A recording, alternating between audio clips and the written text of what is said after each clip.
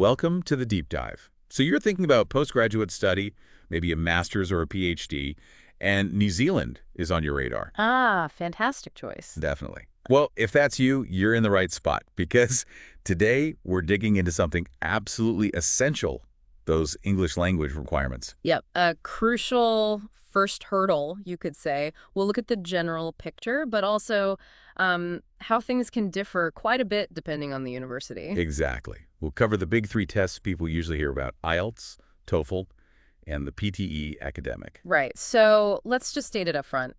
Basically, all New Zealand universities will ask for proof of your English skills for postgrad admission. And there's a really good reason for that, isn't there? Oh, absolutely. They need to know you can actually, understand the lectures, write academic papers effectively, join in discussions, basically thrive in an academic setting where everything's in English. It's about setting you up for success, really. Precisely. And the main ways they assess this are, as you said, IELTS, that's the International English Language Testing System. Then there's TOEFL, the test of English as a foreign language. Okay. And PTE Academic, which is the Pearson test of English academic.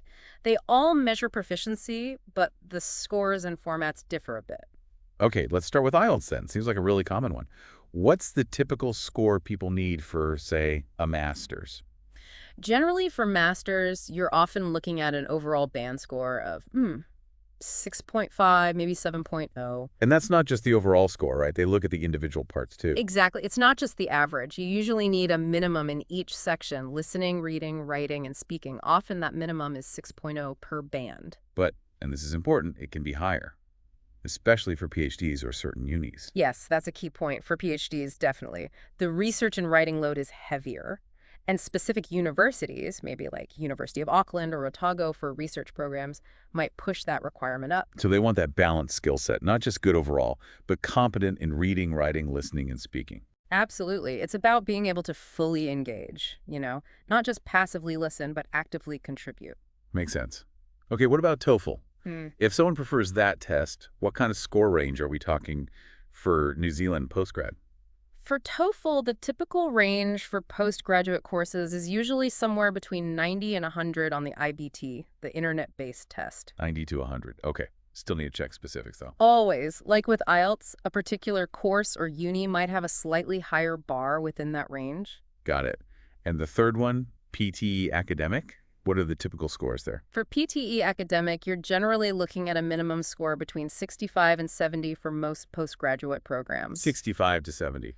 And we'll probably keep saying this, it's a general guide. You must check the specific program you're applying to. Right. So these general ranges are helpful starting points, but the real message here is it varies. It really depends on the institution. Exactly. One size definitely does not fit all.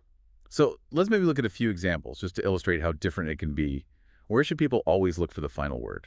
The absolute #1 place is the university's official website. Go to the admission section, find your specific program. That's the definitive source. But yeah, let's run through a few. Okay, University of Auckland, big name. Yeah. What do they typically ask for? For master's degrees at Auckland, the standard is usually IELTS 6.5 overall, and crucially, no band score below 6.0.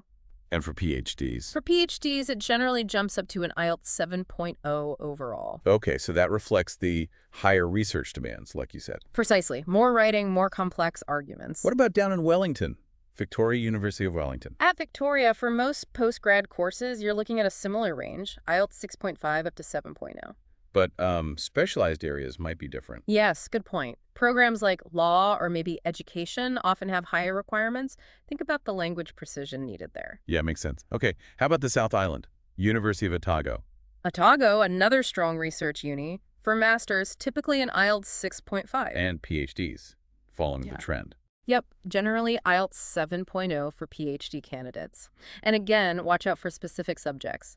Medicine, public health fields where communication is absolutely critical might demand even more. Okay, one more maybe. AUT, Auckland University of Technology. AUT often has slightly different bands. For many of their postgrad programs, it might be more in the IELTS 6.0 to 6.5 range. Oh, interesting. Slightly lower for some masters. Potentially, yeah. But for their PhD programs, it usually aligns with the others, typically IELTS 7.0 or sometimes even higher. So, wow, it really does highlight the need to check. These are just snapshots. Exactly. The golden rule. Check the official uni website for your specific program every single time. Definitely. And what if someone checks, takes the test, but maybe just misses the score? Is that the end of the road? Not necessarily. And this is a really helpful thing many universities offer. They often have their own English language pathway programs. Ah, okay. So like preparatory courses. Exactly. Designed to get your English up to the level needed for direct entry into the degree. It can be a great option if you're academically strong, but just need that language boost. That's really good to know. So options exist.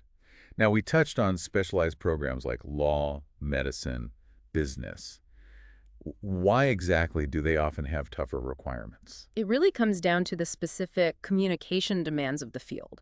Think about business and MBA, for instance. Right. Lots of presentations, reports, discussions. Precisely. So they might put a higher emphasis on your speaking and writing scores. You need to be persuasive, clear, articulate, complex ideas. And for research roles within business, maybe more focus on writing. Could be, yeah. If it's thesis-based, that academic writing skill is paramount. And things like law or medicine. Well, the need for precision there is just incredibly high, isn't it? Misunderstandings can have serious consequences. You need strong academic English, but also the professional, sometimes technical vocabulary of the field. So it's about having the right kind of English skills for that specific discipline. That sums it up perfectly. Okay. So if someone doesn't quite meet the scores, we mentioned the uni pathway programs, are there other ways to work on their English? Maybe outside the uni itself? Oh, yes, definitely. Besides the university programs, there are lots of private language schools and institutions. Kaplan International is one example people might know. Right. They offer courses specifically geared towards preparing for tests like IELTS or TOEFL and generally improving academic English. So that's another route. Good to have alternatives. What about people who've already studied in English? Maybe did their bachelor's degree in English. Does that ever count? Yes, it often can. Many universities will accept prior study conducted entirely in English as proof of proficiency. So no need for IELTS or TOEFL in that case, potentially. Potentially, yes. If you completed a degree or maybe significant coursework where English was the sole language of instruction and assessment, it's definitely worth asking the university admissions team. How would someone do that? Just email them. Yeah, get in touch with the admissions office for the universities you're applying to. Explain your situation, provide details of your previous study, and ask if it meets their English language requirement criteria. They'll guide you. Okay, that's a really useful potential pathway for some people. So wrapping things up, the main message seems to be understanding these language requirements, IELTS, TOEFL, PTE, the specific scores, the uni differences, is just a fundamental early step for anyone planning post-grad study in New Zealand. Absolutely. You need a plan. Whether it's taking a test, maybe doing a language course first, or seeing if your previous study counts, getting clarity on this early saves a lot of stress later. And the non-negotiable part. Always, always, always check the official university website for the specific program requirements. That's your primary source. Don't rely on hearsay or outdated info. Sound advice. Well, thanks for breaking all that down for us. Super helpful. My pleasure. It's a common point of confusion, so hopefully that clears things up a bit. And for everyone listening, if New Zealand is in your future study plans, definitely hit subscribe so you don't miss out on more deep dives like this. We'll have more tips coming your way. Yeah, and if you do have specific questions about language requirements after listening, feel free to reach out. We'll do our best to point you in the right direction. Absolutely. And actually, here's a thought. Just by listening to discussions like this, you're already working on your English, right? That's a great point. Engaging with English content regularly, like podcasts, is a fantastic way to boost your listening comprehension skills, which of course is one part of those tests we discussed. Exactly.